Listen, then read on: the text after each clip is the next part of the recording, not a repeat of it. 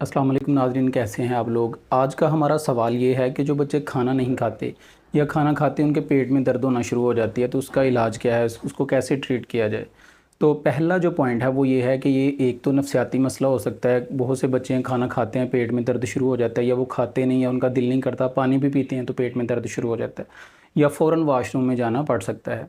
तो एक साइकोलॉजिकली और नफसियाती तौर पे देखना पड़ेगा कि पहले नंबर पे तो इसका ट्रीटमेंट ये है कि बच्चा नफसियाती तौर पे ये इस बात का आदी हो चुका है।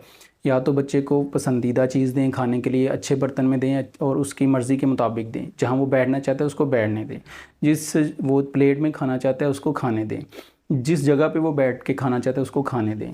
ज़्यादातर तो बच्चों में यही मसाइल हैं। और ये बात याद रखें, बच्चों का जो टेस्ट डेवलप किया जाता है वो पहले 2 साल के अंदर होता है। लोग बच्चों से माएँ जान छुड़ाती हैं, फ़िटर दे देती हैं, फ़िटर दे के जान छूटी। यानी कि बच्चों के ऊपर मेहनत करनी पड़ती है।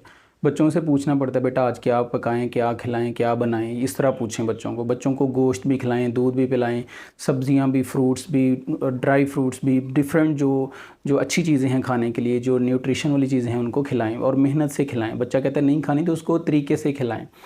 अच्छा, अब बात करते हैं जब बच्चा 2 साल से बड़ा हो चुका है फिर भी वो खाना खाते पेट दर्द शुरू हो जाता है, तो नफसियाती तौर पे उसको आप डांट भी सकते हैं, उसको बिठा सकते हैं या उसकी मर्ज़ी के मुताबिक खिला सकते हैं। दूसरी बात यह है कि नहीं खाता फिर भी तो फिर छोड़ दें और फिर उसे मत दें खाना। फिर उसे कहें ठीक है तुम भूखे रहो। जब वो भूखा रहेगा तो फिर वो सही हो जाएगा, फिर वो खुद मांगेगा कि मुझे खाना दें, वो फिर खाना शुरू कर देगा। दूसरा मसला ये है कि पेट में दर्द शुरू हो गया, फिर उसको डॉक्टर के पास ले जाते हैं हम लोग। डॉक्टर उसको ड्रिप टीके लगाना शुरू कर देता है, 3-4-5 हज़ार रुपये बना देता है। अब हम इसको ट्रीट कैसे करें, घर के अंदर हम अगर ट्रीट करना चाहते हैं तो किस तरह इसको ट्रीट किया जाएगा। आप काला नमक लें और काले नमक को बिल्कुल बारीक पाउडर की तरह पीस कर आप उसको डब्बी में रख लें। और एक अर्के गुलाब ले लें। अर्के गुलाब खालिस होना चाहिए। अर्के गुलाब थोड़ा सा लें, उसमें काला नमक डालें।